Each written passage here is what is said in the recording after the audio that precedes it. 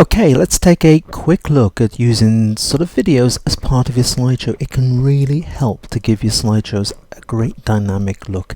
Now, I've got this very dynamic video selected here. You can see it's a very exciting thumbnail. If I click on it, drag it and drop it into slide position number 1. Now, don't worry, it can take a long time. It really does depend on the file size of the image that you're bringing in. So the first time you load it, it can take quite a while to load. Right, if I just click play, you can see it is a video format, it's a widescreen sort of video format taken with my normal camera, and I just shot it in the video mode. It's a local beach we had when we were in Spain. It's going to stop it there.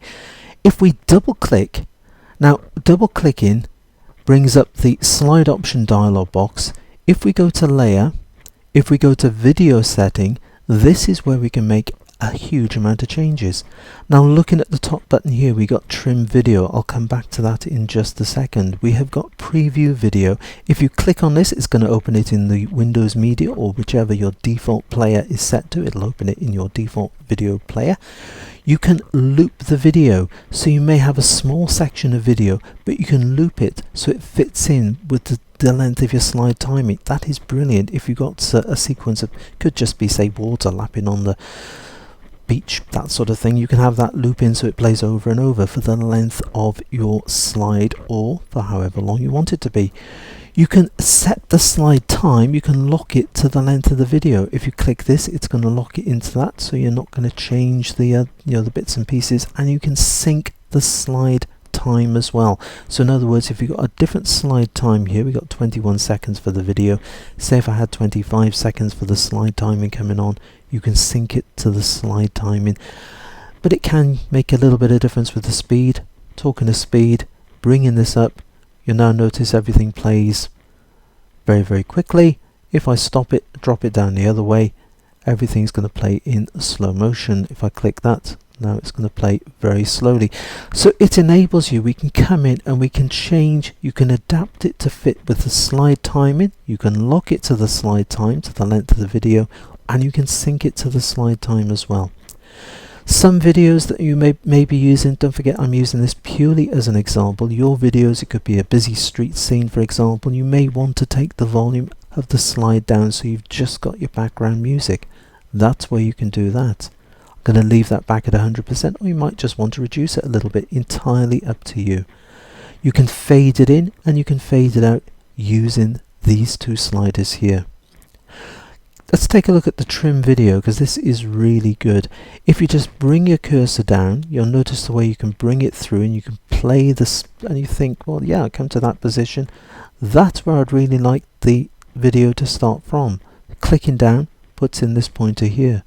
If we come across, you'll notice this half a triangle pointing down. If you click on it, bringing this in, you'll notice it's now leaving a grayed out area behind it, or a grey sort of film strip behind it.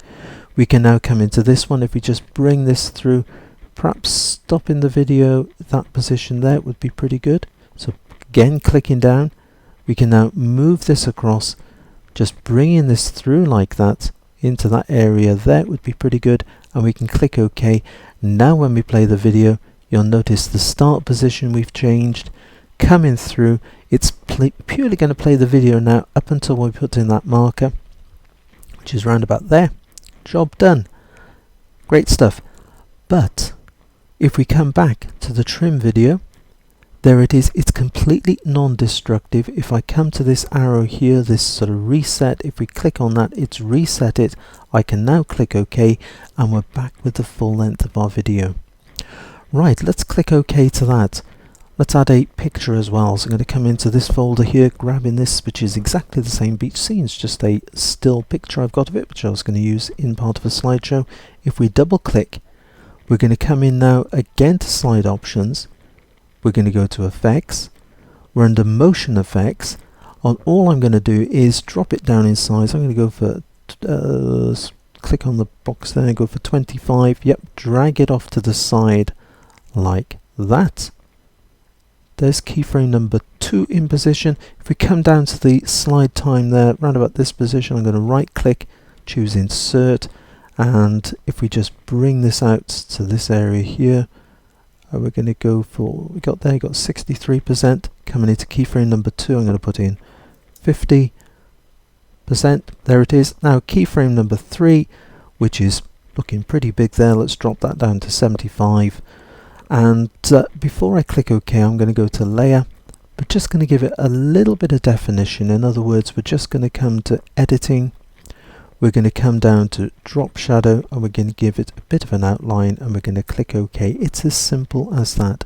Now when I click play, through comes the still. You can do slide stars, you can do all sorts of bits and pieces. Looks really good. Just come into the center before the slide then grows. Don't forget the keyframe we changed. The slide then grows, and as the video is still playing in the background, through we come, and there we go. Right, but there's more. Let's double click. What if you want to do the video as just a small section and have slides in the background? Well, you can quite easily. Let's just come back to this. I'm going to right click and I'm going to choose Reset All, and I'm going to reset this, and I'm going to reset that, and let's just come to, oops, that one there for reset as well. Job done. So we've reset all the bits and pieces there for the motion. Next, we're going to go to Layer. Still working on this copy here. I'm going to go to Layer Settings, because Fit to Frame, I'm going to change to Fill Frame just to bring it up. While we're here, there's our video. That's slide number 2. I'm going to put this up on top. There it is. Let's come to the effects. There's our slide. Dropping it down in size, I'm going to come to the top corner like this. Do we get the double arrows? Thank you. Dropping it down into position, and just perhaps lifting it off to the bottom corner like that. So that's where it's going to be playing.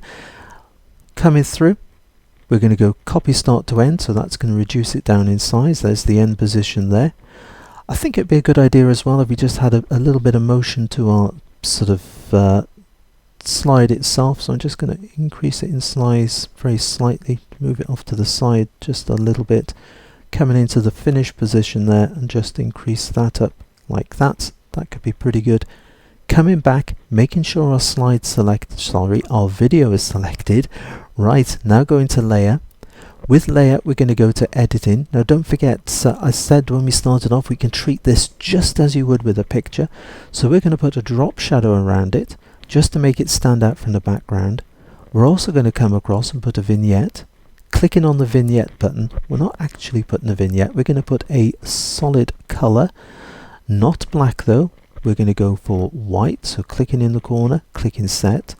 We're also going to come down and we're going to go to fill corners, and we're going to put solid border. Right, vignette size. We're going to come in, we're going to drop the vignette size down, so we've just got a solid white line there. Clicking OK, click OK to that. Now when we click play, you see it's coming through, the slide in the background moving very slightly, got the video playing in the bottom corner. You could have titles, you can do whatever you want to do with it, but it's a great way. As I said when we started off, video can really add a new sense. It can sort of bring your slideshows to life alive in a new sense, in a new way. So go on, give it a try, and until the next time, it's happy imaging and take care.